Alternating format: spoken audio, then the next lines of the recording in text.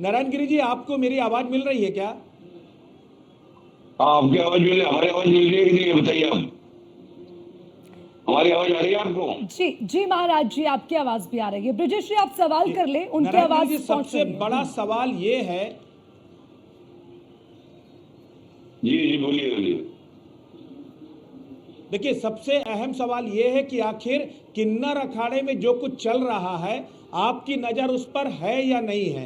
क्योंकि किन्नर अखाड़े पर लक्ष्मी नारायण त्रिपाठी को एक व्यक्ति कहते हैं कि हमने पद से हटा दिया, आचार्य महामंडलेश्वर के पद से। और क्या अजय दास नाम के जो शख्स है, क्या उनका किन्नर अखाड़े से कोई लेना देना है? आपका अपना इस पर क्या जो है अपनी राय है? जूना अखाड़े का अपनी क्या रिएक्शन है इस पर? उनको जो है निष्कासित कर दिया, उनका निर्णय अखाड़े से कोई संबंध नहीं है। और वो जो एक विक्षिप्त व्यक्ति है और मानसिक रूप से बीमार व्यक्ति है और विकृत मानसिकता वाला व्यक्ति है, और उसको पूर्ण रूप से निष्कासित किया हुआ है। किन्नर अखाड़ा पूरी तरह से जो है लक्ष्मीकांत त्रिपाठी जो है उनके संरक्षण में है, और वही आचार्य है। आचार्य को पूर्ण अधिकार होता है, वो किसको हटाना किसको निकालना, इनको किसी प्रकार से भी कोई अधिकार नहीं है। ये तो खामखाम क्योंकि वैष्णव परंपरा से जुड़े हुए हैं, हमारी सन्यासी परंपरा है, नागाओं की परंपरा है, और इसमें किन्नर अखाड़ा स्वेच्छा से आया हुआ है। और हमने इसका जो अनुबंध किया है सुप्रीम कोर्ट हाई कोर्ट में अनुबंध हुआ है, कोर्ट के साथ अग्रीमेंट हुआ है, और ये अखाड़ों की हमारे साथ में उनका संबंध है।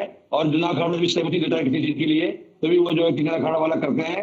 और ये वैष्णव की परंपरा होने की वजह से उसको बोलने का किसी प्रकार का अधिकार नहीं है। और ये एक तरह से मान लीजिए कि बहुत बड़ा घपला करके, चोरी करके, बहुत सारा जो है वो वहां से इनके पैसे वैसे लेके किन्नर अखाड़े से गया था, उसको पूरी तरह से निष्कासित किया गया है।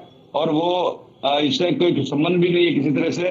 जो अनुबंध हुआ है वो लक्ष्मीकांत त्रिपाठी के साथ में हुआ है, और उनके सहयोगी है 11 लोगों को दस्तखत हुआ उसके अंदर में, उसमें अजय दास नहीं है। अजय दास का कोई इसमें मतलब नहीं है। जी महाराज जी, लेकिन क्योंकि आप ये कह रहे हैं ब्रजेश जी, क्योंकि ये तस्वीर साफ कर रखे हैं कि उन्हें निष्कासित कर दिया गया और उनका कोई लेना देना इससे नहीं है। लेकिन महाराज जी, आपसे ये भी समझेंगे, अगर कोई लेना देना है नहीं तो अब आगे होगा क्या? मतलब लक्ष्मी नारायण त्रिपाठी, जिनका हम नाम बार बार ले रखे हैं, वो आचार्य महामंडलेश्वर रहेंगी, और ममता कुलकर्णी जी क्या महामंडलेश्वर रहेंगी? उसको लेकर अब तस्वीर कैसे स्पष्ट होगी? कौन फैसला लेगा? दिनकर जी ने कहा था कि एक बात में जो है एक पापी का भी भविष्य होता है, एक साधु का व्यतीत होता है, ये सब कोई मायने नहीं रखता है। और ममता कुलकर्णी सोचिए वीरेंद्र गिरि जी महाराज के संपर्क में 10-11 साल से है, तो निश्चित रूप से वो हमारी जुना अखाड़े की परंपरा में है। ये कोई आज से कोई अचानक किसी को वैराग्य नहीं होता है, तो इस तरह से जो है वो परंपरा से है। और